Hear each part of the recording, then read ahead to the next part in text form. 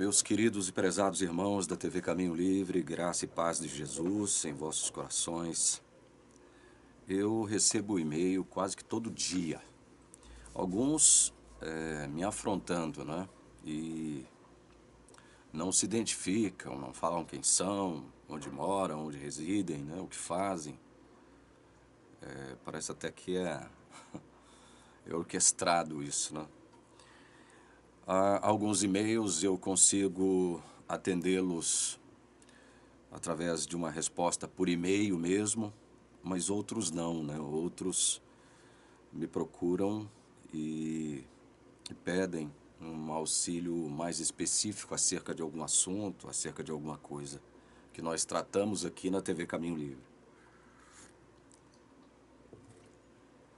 Eu recebi um e-mail recentemente do irmão Odair Gillian. Ele diz o seguinte, eu vou ler na íntegra o e-mail que ele me enviou. Olá, irmão Paulo, sou Odair e gostaria de tirar uma dúvida em relação a uma implicação quanto aos vivos julgados no tal juízo investigativo. Se você fosse julgado vivo e considerado salvo, poderia-se dizer que você não pecaria mais assim como Cristo fez em vida, nunca pecou? Ou talvez você morreria para não pecar mais?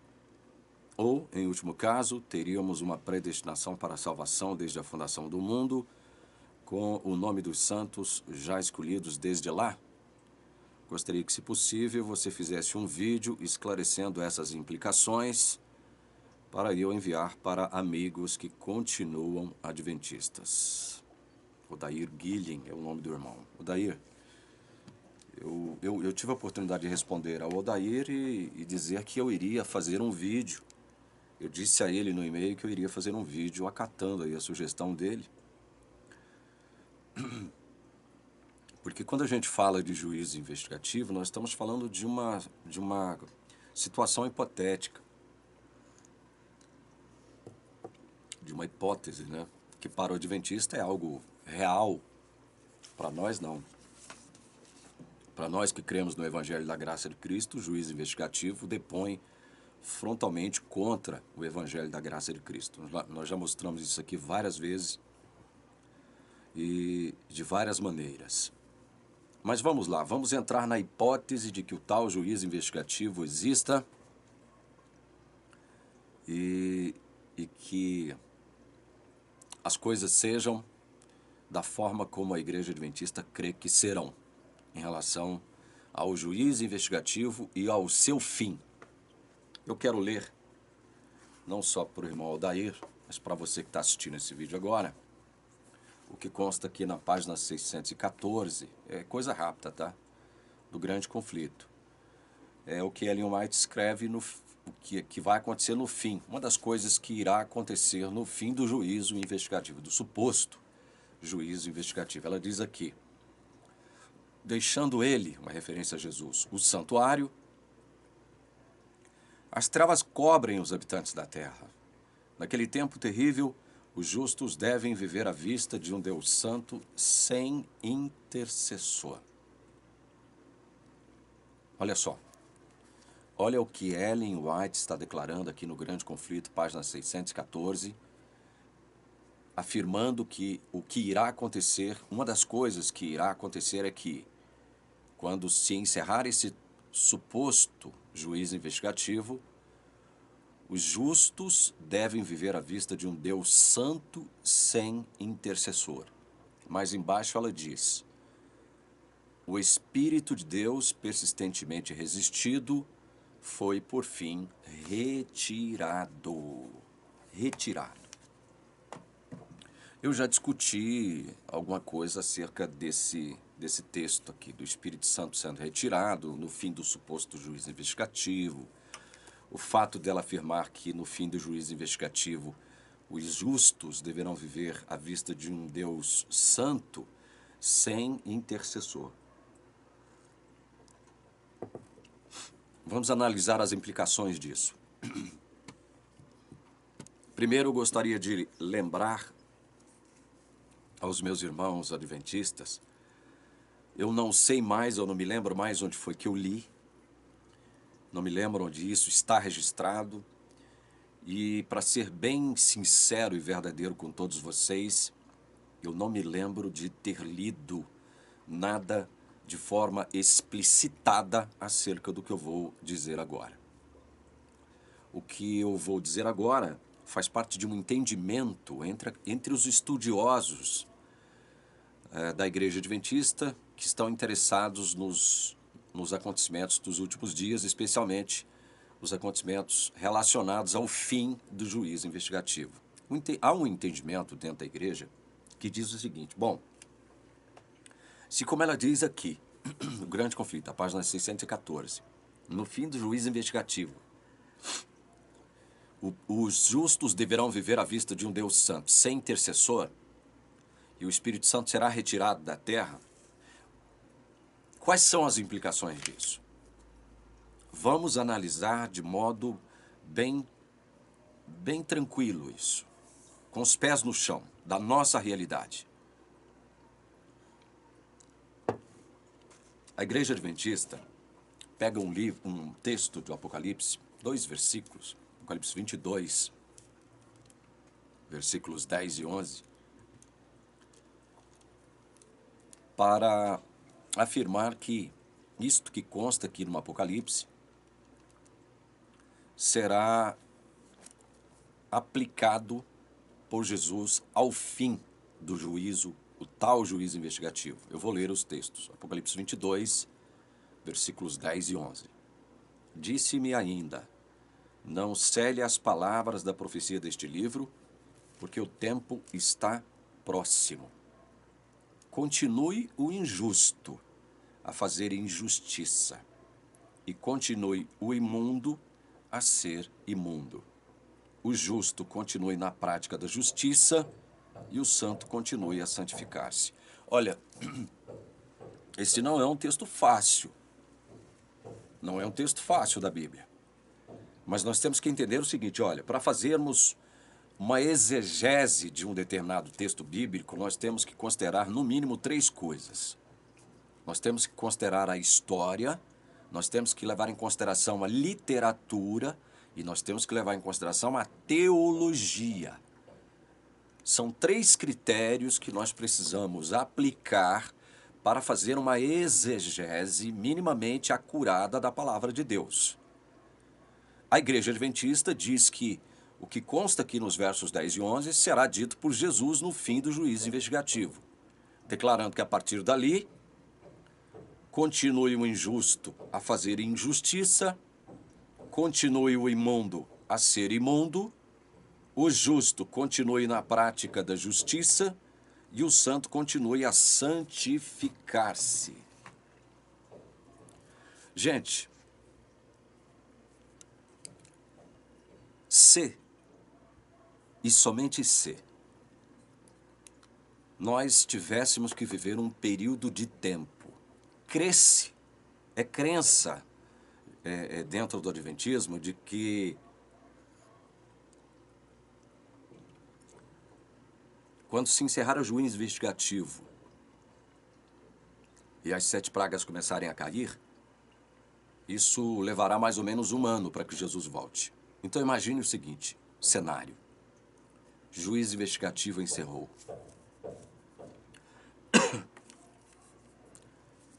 Encerrou. Após o juízo investigativo encerrar, Jesus não transmite uma mensagem pessoal para ninguém. Olha, você está perdido, olha, você está salvo.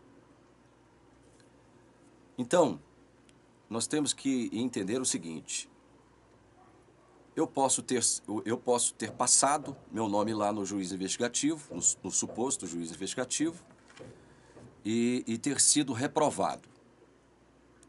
Assim como meu nome pode ter sido passado lá no tal juízo investigativo e meu nome ter sido aprovado. Vamos tratar desses que foram supostamente aprovados no fim do juízo investigativo. Esses, diz Ellen White, que deverão viver à vista de um Deus santo sem intercessor. É o que ela diz claramente. Naquele tempo terrível, os justos devem viver à vista de um Deus santo sem intercessor.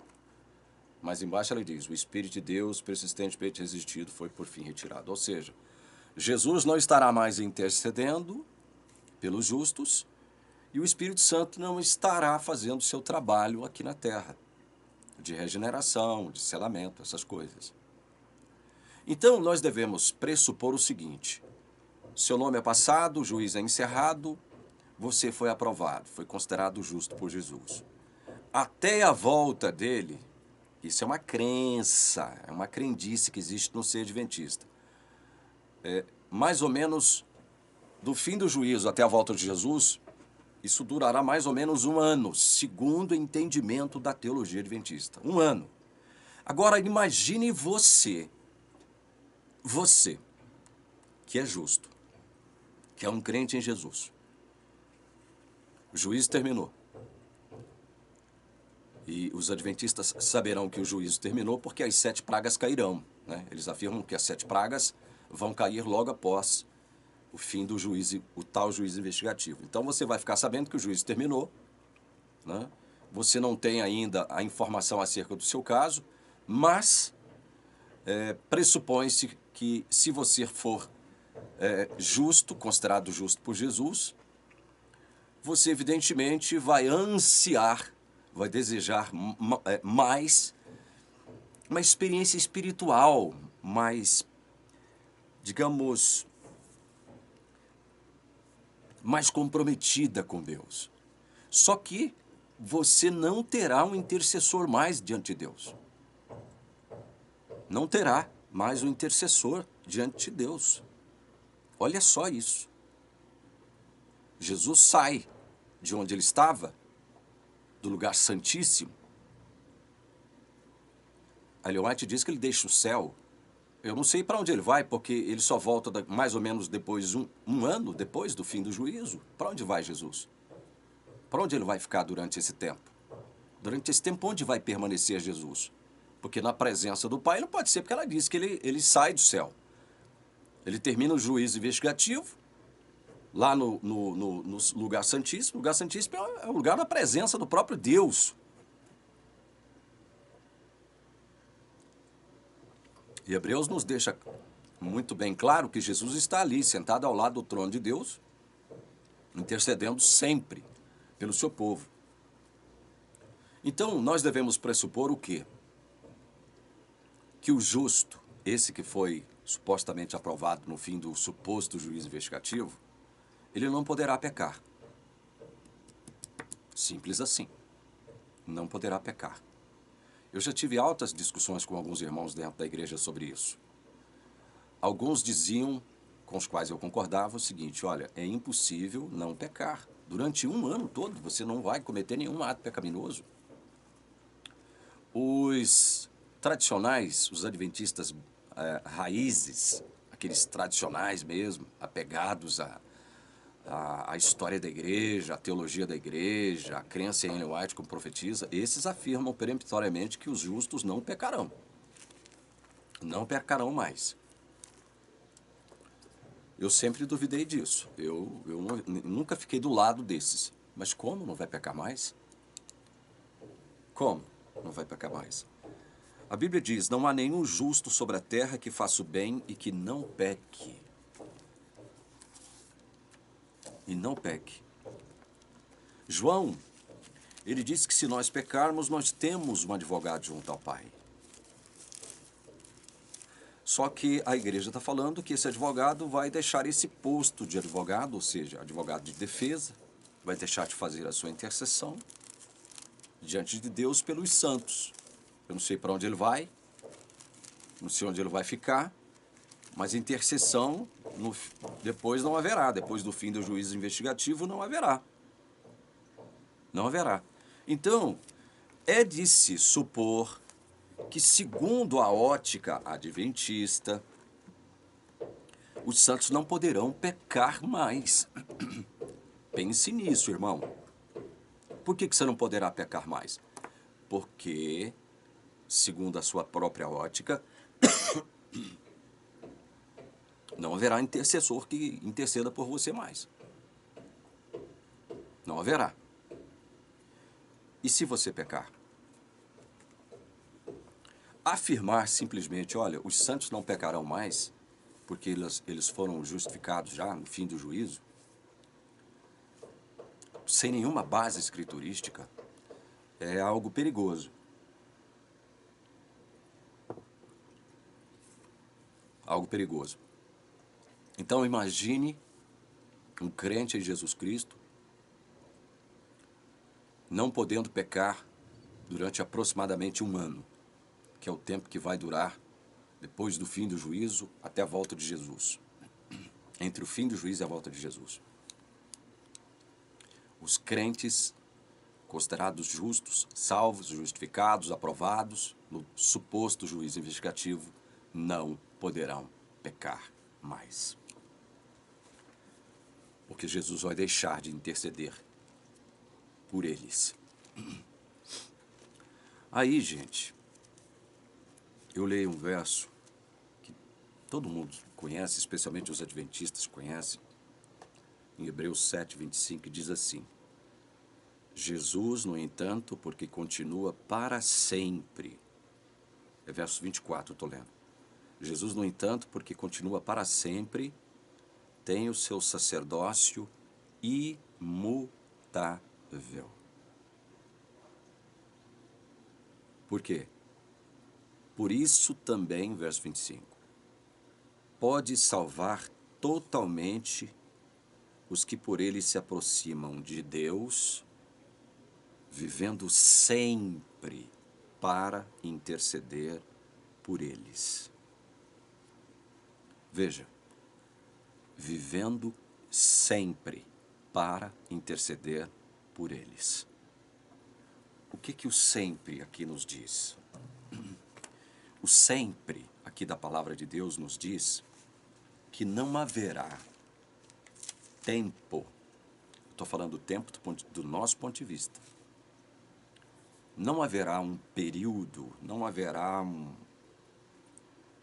uma lacuna espaço-temporal, estou falando em linguagem humana, no qual Jesus nunca ou deixará de interceder por nós. Sempre pressupõe isso. Sempre haverá intercessão para os filhos de Deus. Para os verdadeiros filhos de Deus. Sempre. Sempre é sempre. Vivendo sempre para interceder. Aqui em Hebreus, aí na frente, capítulo 10, versos 12 a 14, eu leio: Jesus, porém, tendo oferecido para sempre um único sacrifício pelos pecados, assentou-se à direita de Deus, aguardando daí em diante, até que os seus inimigos sejam postos por estrado dos seus pés. 14. Porque com uma única oferta aperfeiçoou para sempre os que estão sendo o quê? Santificados.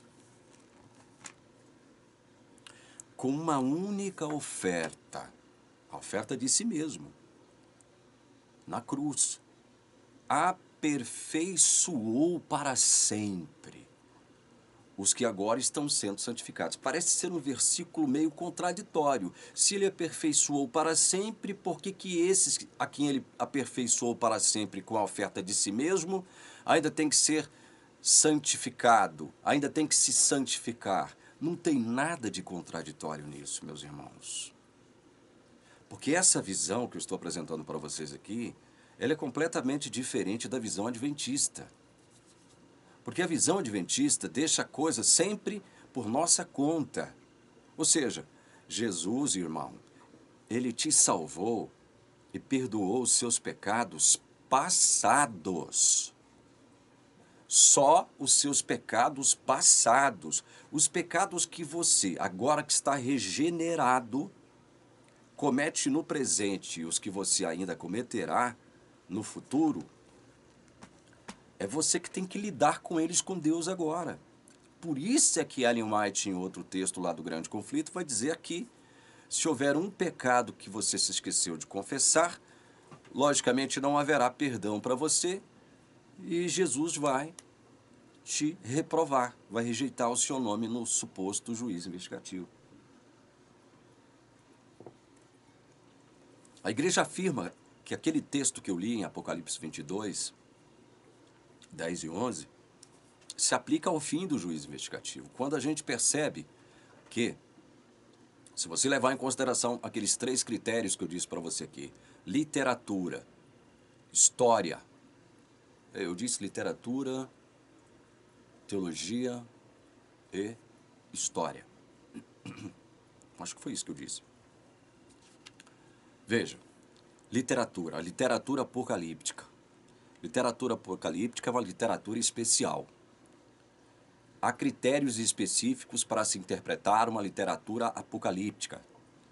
Daniel é uma literatura apocalíptica, o Apocalipse, o livro de Ezequiel tem literatura apocalíptica ali, o próprio livro de Isaías tem literatura apocalíptica, muitos dos profetas menores também têm ali uma parte de escritura apocalíptica, Jeremias tem, entende? Então, aquilo que nós consideramos como escritura apocalíptica, nós temos que ter cuidado ao fazer certas interpretações, porque se tratam de coisas futuras, coisas sobre as quais a gente não tem 100% de certeza. A gente pode se aproximar muito da verdade, mas o certo mesmo é que nós não temos 100% de certeza acerca daquilo que está profetizado. Tem detalhes das profecias que nós não entendemos e jamais entenderemos enquanto estivermos aqui. João, quando escreve Apocalipse, ele estava naquela ilha de Patmos, era o final já do primeiro século, início do segundo. E isso tem que ser levado em consideração. E ele dizia, o tempo está próximo. O tempo está próximo. Mas ele já dizia isso no início da sua carta. Eu mostrei para vocês dias atrás. No próprio capítulo 1, ele diz isso, o tempo está próximo. Essa questão de tempo, nós temos lidado com essa questão aqui. Dias atrás gravei um vídeo falando sobre essa questão de tempo. Nós enxergamos o tempo de um modo, nós experimentamos o tempo de um modo. Deus não está na cadeia do tempo. É como Pedro diz, 1000 anos para Deus é como um dia e um dia como 1000 anos. Deus não está preso à cadeia do tempo, à corrente do tempo. João diz, o tempo está próximo. Está próximo para Deus. Mas do ponto de vista humano, espaço temporal, histórico, estava muito distante ainda, porque nós estamos no ano 2021 e Jesus ainda não voltou. Mas ele continua, no fim do livro, onde ele recebeu revelações impactantes, chocantes e terríveis. Algumas revelações maravilhosas, que nos enchem de gozo, de esperança, mas outras terríveis e espantosas. Ele diz então, olha, continue o injusto a fazer injustiça e continue o imundo a ser imundo. Meu Deus do céu, parece que a palavra de Deus está se contradizendo aqui. Nós não temos um compromisso com o injusto e com o imundo? Como é que eu posso encarar um mundo injusto, o mundo imundo, e simplesmente não está nem aí para esse mundo injusto e imundo? É como se eu não tivesse nenhum compromisso com esse mundo aqui, que é injusto e que é imundo.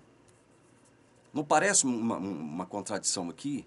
Mas vejam, é porque aos olhos de Deus, como diz o escritor da Epístola aos Hebreus, tudo já está claramente definido e patente aos olhos de Deus. Tudo diante de Deus já está muito definido. Deus conhece os que lhe pertencem, assim como, obviamente, conhece os que não lhe pertencem. Então o Apocalipse simplesmente está reverberando aqui um entendimento que é bíblico, acerca do que mesmo? acerca da eleição da graça. E aí, muitos erram por não considerarem o pecado de Adão lá no Éden, que condenou toda a raça humana à morte eterna. Aí vão dizer eles, por desconsiderar isso. Não, o plano de Deus é salvar toda a pessoa do mundo. Qualquer plano de Deus, de evangelho, que não levasse em consideração salvar toda a pessoa do mundo, está errado, está equivocado. Essa leitura estará errada e equivocada, porque o plano de Deus é salvar toda pessoa, cada pessoa da face da terra.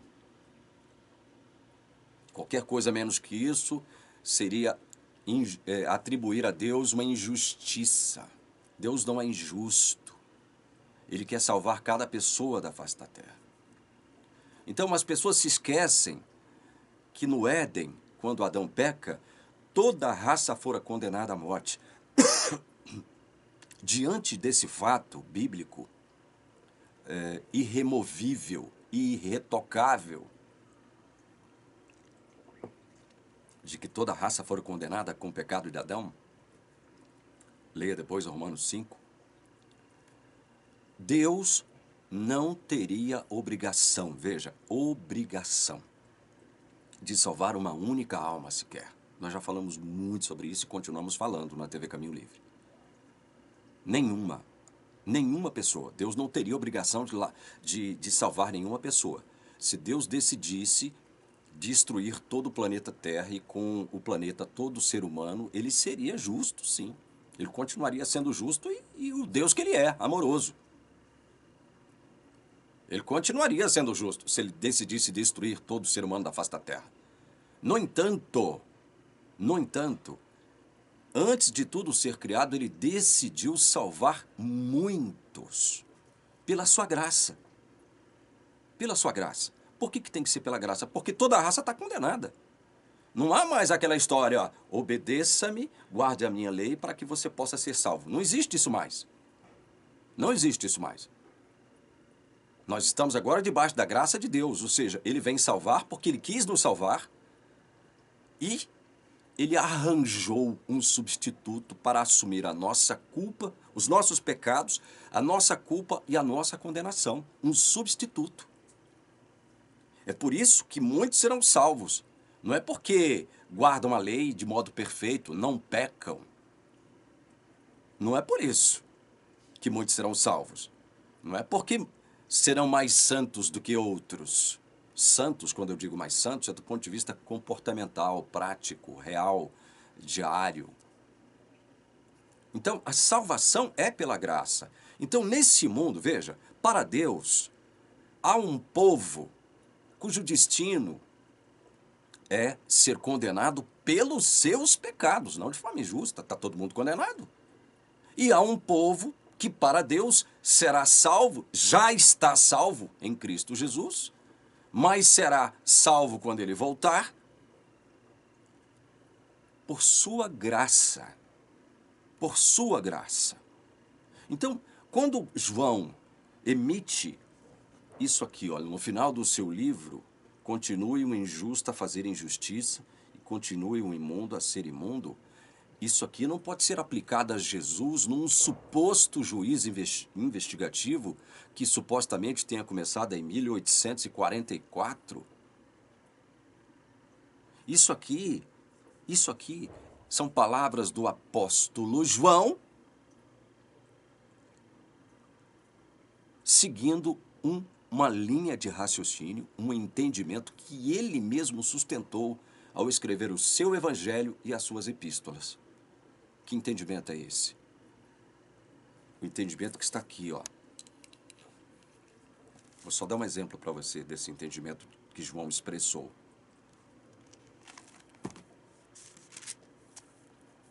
João 17:9. É por eles que eu peço, não peço pelo mundo, mas por aqueles que me deste, porque são teus. Esse é o entendimento.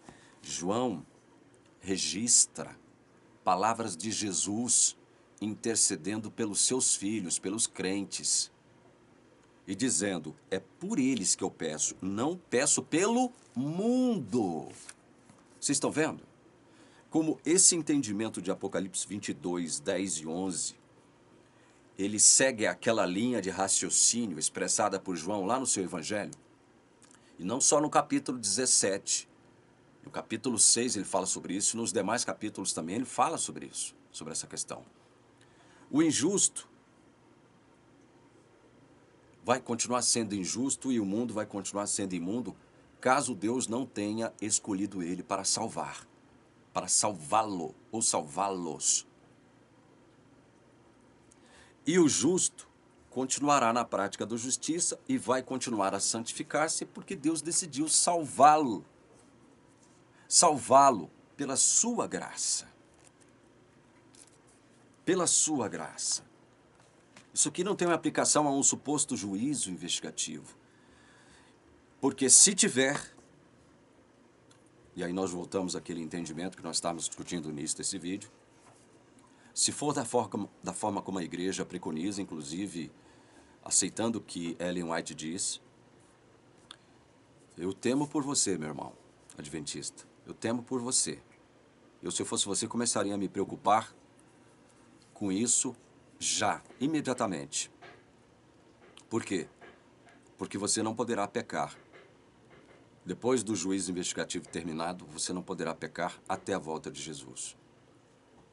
Como você vai fazer isso, eu não sei.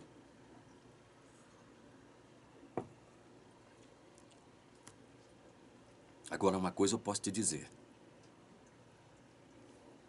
Se é apenas e tão somente na volta de Jesus que esse corpo aqui, ó, morto por causa dos pecados, será transformado, leia comigo Filipenses 3:21. Acompanhem o meu raciocínio. Filipenses 3:21. O qual transformará o nosso corpo de humilhação para ser igual ao corpo da sua glória, segundo a eficácia do poder que ele tem de até subordinar a si todas as coisas. Ele diz no verso 20, pois a nossa pátria está nos céus, de onde também aguardamos o Salvador, o Senhor Jesus Cristo, o qual transformará o nosso corpo de humilhação para ser igual ao corpo da sua glória.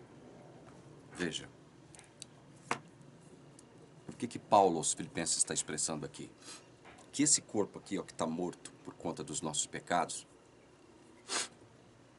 esse corpo aqui, que é escravo do pecado, que é carnal, que só quer fazer a vontade da carne, dos desejos pecaminosos, esse corpo só deixará de pecar quando for transformado em corpo glorioso. Esse corpo corruptível só deixará de pecar quando Jesus transformá-lo em corpo incorruptível, como diz Paulo em 1 Coríntios capítulo 15. Então, meu irmão adventista, estou falando com muita calma para você.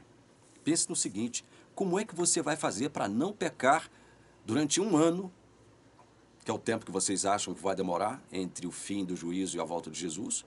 Como é que você vai fazer para não pecar durante um ano todo? Não pecar. Nem em pensamento, irmão. Nem em pensamento. Não é só atos, não. Nem em pensamento você poderá pecar. Como é que você vai fazer para não pecar se você habita num corpo corruptível e que ainda não foi transformado com o fim do juízo investigativo? Você ainda habita nele. Ainda vai habitar nesse corpo por um ano, como você mesmo diz. Como? Porque o intercessor não está lá no céu. E o Espírito foi retirado. E aí? E aí, como é que você fica? O Espírito foi retirado da terra. Você não tem mais o auxílio do Espírito. E esse entendimento de Espírito retirado, além do intercessor não estar mais lá no céu intercedendo por você, essa questão do Espírito ser retirado também é outro erro adventista combatido pela palavra de Deus, que diz claramente aqui em Efésios capítulo 4, versículo 30, o que diz, olha, e não entristeçam o Espírito de Deus, no qual vocês foram selados para o dia da redenção. No qual vocês foram selados para o dia da redenção. Nós fomos selados no Espírito para o dia da redenção. Aí a igreja adventista diz que o espírito vai ser retirado. Aí a igreja adventista diz que Cristo vai deixar o lugar de intercessão quando o famigerado juízo investigativo terminar, e você vai ter que viver diante de um Deus santo sem um intercessor e sem a presença do Espírito. Como é que você vai fazer para não pecar durante mais ou menos 1 ano, irmão? Essa é a minha pergunta para você. Habitando um corpo de pecado. Habitando um corpo de pecado. Um corpo acerca do qual Paulo diz aqui em Romanos capítulo 7. Leia comigo, Romanos capítulo 7.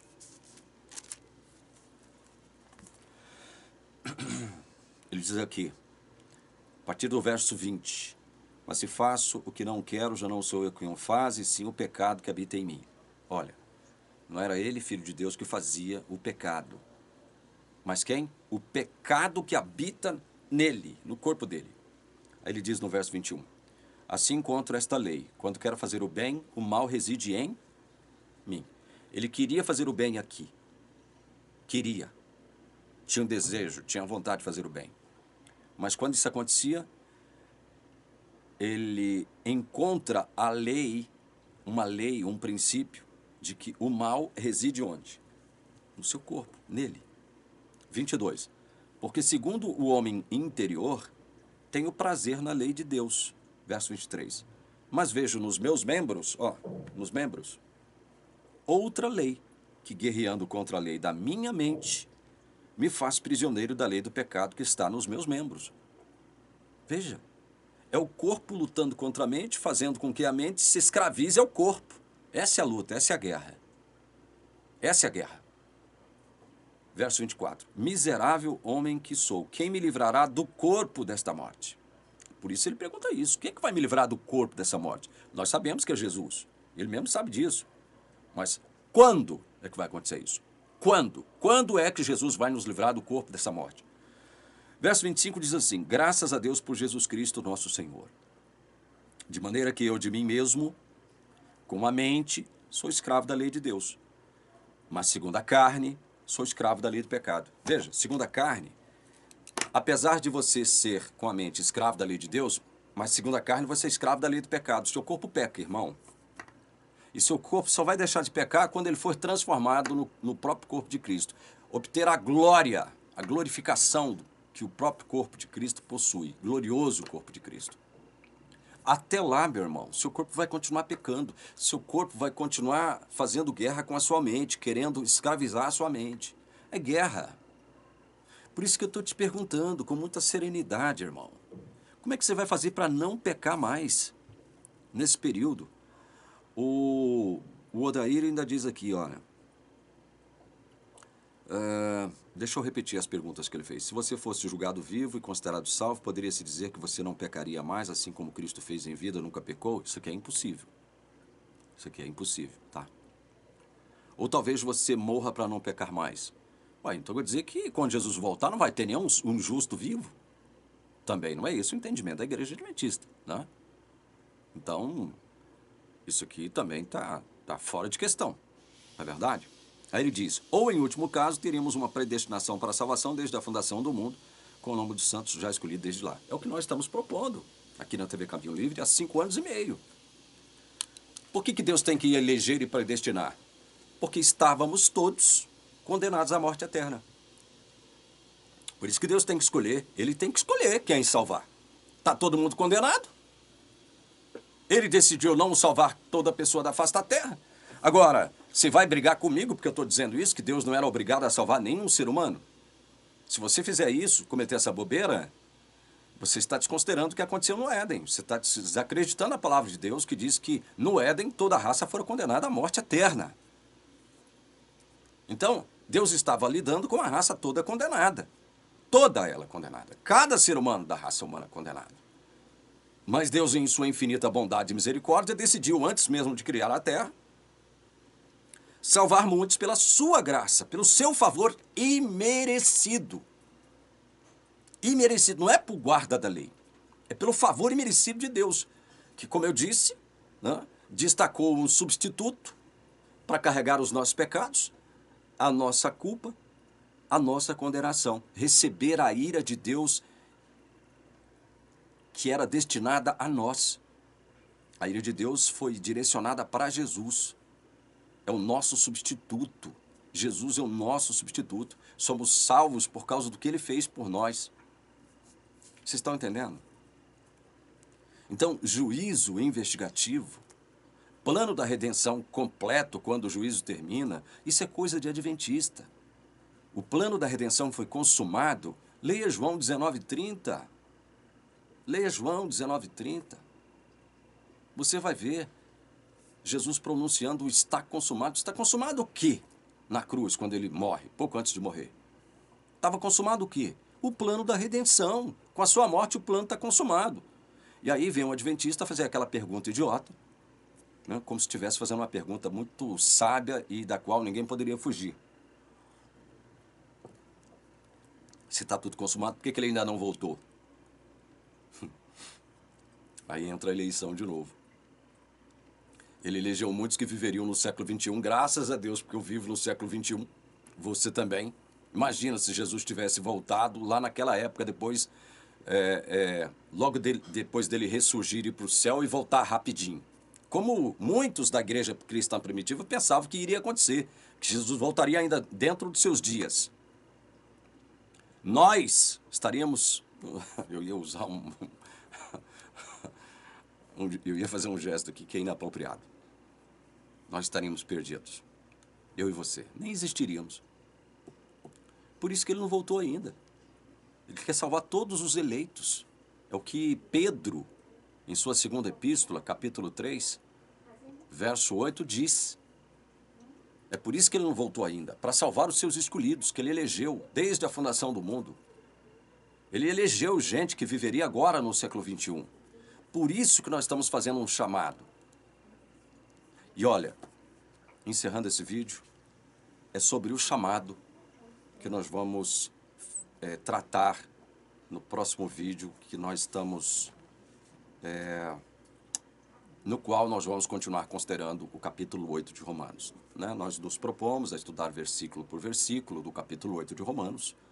Paramos no versículo 30, mas analisamos só um conceito emitido ali no versículo 30, que é a predestinação. Mas há mais 3 conceitos que devem ser examinados cuidadosamente por nós. Além do conceito da predestinação, que já foi considerado por nós, nós temos o conceito do chamado, nós temos o conceito da justificação e nós temos o conceito da glorificação. Nós precisamos entender isso. O que significa isso? Certo?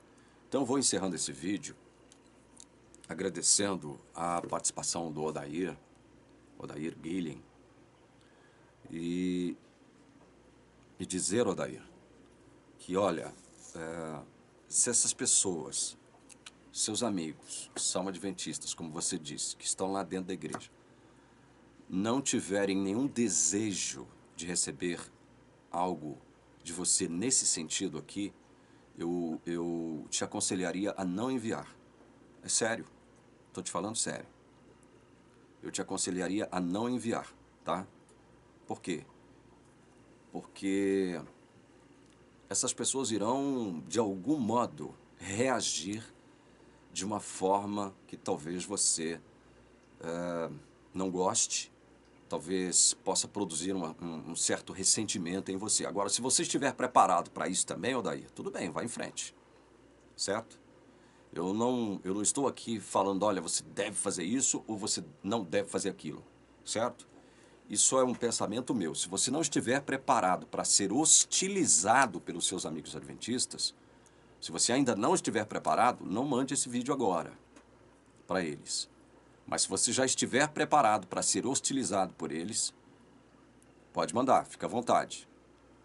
Porque nós tratamos de analisar as implicações das suas perguntas quanto ao juízo investigativo, tomando por base o que a igreja pensa, o que a igreja propugna para o mundo e o que a Bíblia diz, entende? Fizemos isso de um modo muito sintético, né? Nós poderíamos ficar aqui o dia inteiro falando sobre isso, né? E por último, Odair, eu quero ler um texto que se encontra no Grande Conflito, está aqui, página 622. Ellen White diz assim: o tempo de angústia como nunca houve está prestes a manifestar-se sobre nós. e necessitaremos de uma experiência que agora não possuímos e que muitos são demasiado indolentes para obter. Olha o que Ellen White diz acerca do seu povo adventista. Ela escreveu isso aqui há muito tempo atrás, é sabido.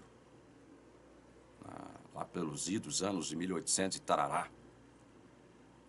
Ela diz que o povo adventista necessitará de uma experiência que naquela época, ela diz, agora não possuímos. Naquela época o povo não possuía. A pergunta que eu faço é, agora, hoje, no século 21, ano de 2022, o povo adventista já possui essa experiência que vocês precisarão para passar incólumes pelo tempo de angústia como nunca houve? Essa é a pergunta que eu faço para os adventistas. Ellen White disse, o tempo de angústia como nunca houve está prestes a manifestar-se sobre nós e necessitaremos de uma experiência que agora não possuímos e que muitos são demasiado indolentes para obter. Eu perguntaria para o povo adventista, vocês estão preparados? Vocês já possuem essa experiência que os preparou para passar pelo tempo de angústia? Vocês têm essa experiência de que vocês necessitarão? Vocês já possuem isso? Vocês estão preparados? Essa é a pergunta que eu faço. Essa é a pergunta que eu faço. O Dr. Rodrigo Silva está dizendo por aí, alardeando pelos 4 cantos do mundo, que Jesus poderá voltar dentro dos próximos 2 anos, assim como ele poderá demorar até 200 anos, se o povo não estiver preparado. Nós já mostramos a incongruência disso. E eu quero ainda voltar a falar sobre isso. Eu quero voltar a falar sobre isso aqui, porque é muito importante. São assuntos importantes. Os assuntos relacionados aos acontecimentos dos últimos dias. Se você assistiu esse vídeo até aqui, eu espero que surja, pelo menos na sua cabeça, algumas inquietações. Algumas inquietações. Alguns questionamentos. Algumas dúvidas. E que isso produza em você, adventista, o desejo de buscar a verdade do que a Bíblia diz acerca desses assuntos relacionados aos últimos dias. Não ficar preso somente àquilo que a teologia adventista afirma acerca dos acontecimentos dos últimos dias, porque existe muita coisa antibíblica e muita coisa que jamais acontecerá. O que, por exemplo? Aquilo que eu citei. Um ser humano permanecer um ano todo sem pecar. Um ano inteirinho sem pecar. E outra, sem a presença de um intercessor, o ser humano está aqui, ainda na terra, justo, o crente justo, salvo, supostamente pelo juiz investigativo, por Jesus. Quer dizer que Jesus vai abandonar esse durante 1 ano, o Espírito Santo também retirado, e você vai ter que permanecer sem pecar, porque é para isso que aponta o texto. O texto não está dizendo que você vai ver sem pecar. Mas como não tem intercessor mais, o Espírito Santo não está aqui mais, você não pode pecar, irmão, senão você está lascado. Você vai conseguir? Pense nisso. Isso é sério. Se você leva a sério a sua teologia, a teologia que você defende, adventista, então leve a sério esses questionamentos que eu estou te fazendo também com muita sinceridade do meu coração. Deus abençoe você em nome de Jesus. Amém.